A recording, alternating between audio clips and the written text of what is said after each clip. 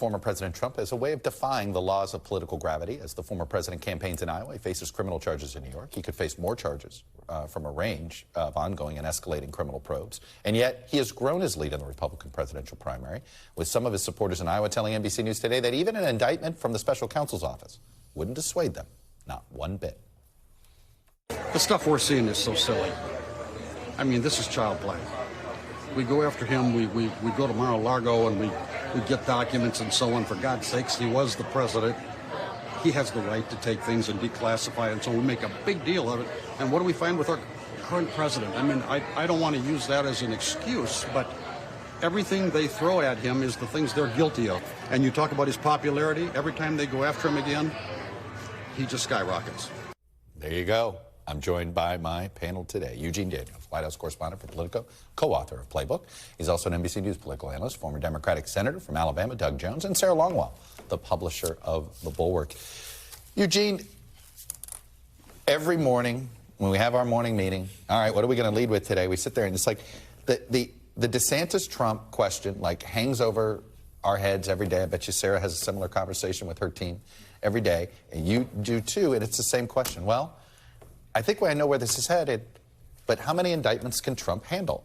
And that's the question we just don't know, right? The straw that broke the camel's back is a cliche for a reason. Yeah. Is any of these indictments a straw? Yeah, it's hard to know, right? And what you heard from that voter right there was them parroting exactly what Donald Trump has been saying. Things that aren't true about the Presidential Records Act, right? That he can just go and wave a wand and declassify things. He doesn't have to tell anybody. There's no documentation needed. That doesn't matter. That's not true. And so what it tells you is that it's so deep within the Republican base. He has such a handle on the folks that like him and have liked him for so long that it's hard to see how DeSantis or any of them are able to pull that away from them. When you heard them talking about how these indictments are child's play, whatever it was, like that is, for every Republican strategist, I would be nervous if I was them, because how do you get beyond that if they're not going to believe that these indictments are true? Because Republicans have spent a long time denigrating these same institutions that are now taking Donald Trump on. Sarah, my podcast this week, I was talking with Dave Kochel, who's a longtime Republican operative in Iowa, and he's done a bunch of focus groups with Republican caucus goers, and he says, it's extraordinary, the excuses Trump supporters come up for Trump. And he says, you got to hand it to Trump. He's brilliant. He has fed them what you just said, Eugene. What that voter said is what Trump told him to say. And here's the thing. So I do the focus groups all the time. That's right. Every you guys week, do a ton of them. Two-time Trump voters. And what they say about the indictments are it's political. And the reason it helps them is they also say it's because they're too scared of Trump. They're out to get him. The deep state wants to get him. And that, to them, is a testament to Trump's power. It's a testament to why he's the right one, because we wouldn't be so scared of him if he wasn't so dangerous to the establishment and to us. But I will say, I don't think the indictments are ever going to hurt him. And I think that might be the wrong question. I think the question is there another Republican, DeSantis, who has the political talent to make hay of it, to go through Trump? And right now, nobody has. You know, you can make these indictments work against Trump, but none of the other candidates are willing to do it because Trump has this crazy power of they come to his defense. And as long as these other candidates come to his defense, he's fine. Doug, Brad Todd, who's a Republican operative, has this theory. He says the reason Trump supporters back him up all the time is he thinks everybody is trying to make 2016 an asterisk. That by, and these voters, they don't want to erase Trump. Maybe they'll move on from Trump, but acknowledge he mattered. Like there's this, hey, this mattered. Don't sit here and say this was an accident. Yeah, no, I completely agree with that. But I think, Chuck, I think there's another element of this, too. I faced this in my 2017 race when those allegations about Roy Moore came out.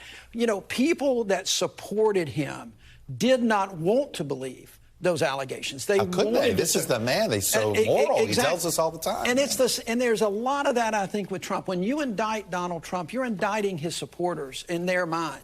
And so I think that breaking through to that is very difficult when you've got a very, very strong base of support. So, yeah, I think there's all of that that's in play here. And that's why I think that these guys are going to have a difficult time talking about the so-called character issue. It hadn't worked yet.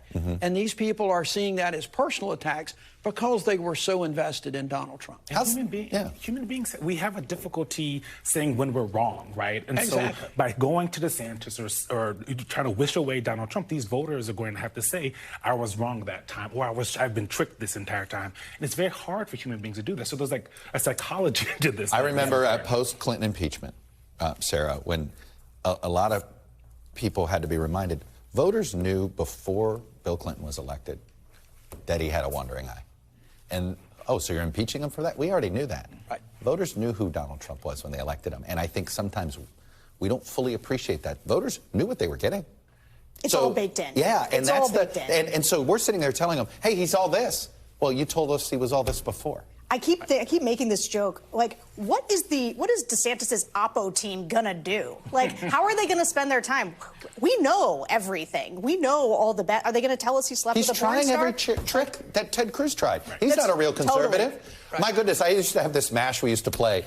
Rick Perry, he's a cancer on conservatism. And, you know, it's right down the line, all these people. It didn't matter. It's also, DeSantis' whole strategy is the Ted Cruz strategy. It's like, I'm going to go after Trump's base. I'm going to hug him as hard as I can and then hope some exogenous event takes him out and then I'm the last man standing. It hasn't worked for anybody yet. And so I will say I have just seen lately a few signs of life from DeSantis where he is trying to go right at Trump. He's taking him on a little harder. And I think that's what he needs to do. Like, if you're going to be the man, you got to beat the man. You can't go around Trump. You got to go through him. And so the question again is, does Ron DeSantis have the political talent to do that effectively? No, and that's what the beauty of presidential campaigns is, that it is, somebody said this to me, a Senate race or a governor's race can be won with tactics. A presidential race, the candidate matters. Absolutely. And the fact is that the more people get into that primary process, I think it helps Donald Trump. Everybody says that. Everybody knows that. You're seeing Mike Pence. You're seeing Chris Christie looking at jumping in. The bigger that is, the more people that may try to attack him, the others that are going to defend him, he's going to sit back and say, fine, y'all duke it out. The Chris Christie, I'm trying to think of another campaign where the candidate says, I'm only running to just get rid of that guy. You know, like Pat Buchanan ran in '92 to make a statement. He knew he wasn't going to win, but he wanted to make a statement. Arguably, Ron Paul ran to make a statement. Bernie Sanders, I think the first time, was more in making a statement. I don't know how a candidacy that is totally based on revenge works. Yeah. His hope is to do what he did to Marco Rubio to Donald Trump. Well, you got to get on the stage. You have to get on the stage. You have to get on the stage and hope you have that moment. Exactly. Why would Donald Trump hand him that moment? He's not going to. And also, Donald Trump has made it clear he's not super interested in getting on the stage. In his eyes, he is, as he said over and over again, I'm the front runner. Why do I need to get on stage with the losers? Right? That is how he is thinking about this. And so if you're Chris Christie, your only chance is to knock him down in person. It can't be in a bunch of interviews. It can't be on stage talking to your supporters. It has to be one-on-one, or at least face-to-face with Donald Trump. And Sarah, we know what's going to happen. There won't be a pile on Trump. There'll be somebody that angles and says, oh, no, and says, oh, I'll play fullback for Donald Trump. Right. Yeah, which Chris Christie did last time. Yes, he did. And look, they won't be able to resist This time the he's the temptation. nose tackle. He was the fullback last time. This time he's the nose That's tackle. right. And they're also not going to be able to resist the idea of, like, well, I need to be mano-a-mano with Trump. I need to be second, which means they're all going to be tempted to go after DeSantis, which is one of Trump's big structural advantages, is everyone's going to try to get to that #2 spot and hit DeSantis while ignoring him, and that's going to go on too long. Before you know it, it's all over. All right, I'm not going to let this pass. None of you may care about this, but when your boy-heard baseball hero says he's going to run for the United States Senate, I'm going to throw it out there. Steve Garvey is thinking about running for California Senate. He's supposedly going to run more as a moderate Republican. I do think Doug Jones, he'd be better off running as an independent. A Republican can't win a statewide race in California. Right. But an independent might.